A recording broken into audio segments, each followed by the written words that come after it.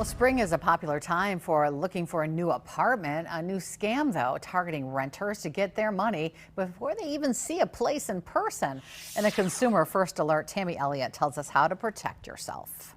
Here's what you need to know about a rental application fee scam. An Action 2 News viewer in Wayawega says she paid $65 to fill out an application for apartments listed on Facebook, and she realized it was a scam. And Wisconsin Department of Agriculture, Trade and Consumer Protection is getting reports about this. It says scammers pose as landlords and direct people to pay to fill out a fake application.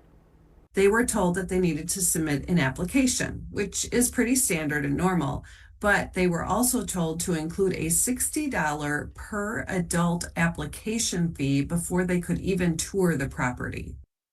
It's important to verify the listing. If you find the same property with different prices or different contact information, it's likely a scam. Don't overshare personal information like your social security number, and be alert if you're pressured for money up front or they won't meet you in person.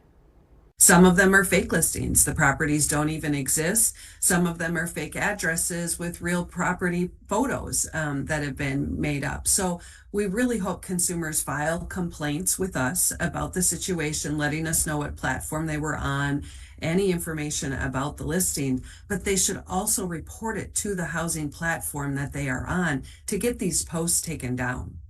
And the Federal Trade Commission says the majority of rental scams reported say it started with a fake listing on Facebook, and $65 million was lost in the U.S. between 2020 and 25, and young renters 18 to 29 years old are hit the hardest.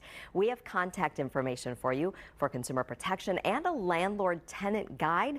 You can find it at WBAY.com. Look under Consumer First Alert. Tammy Elliott, Action 2 News.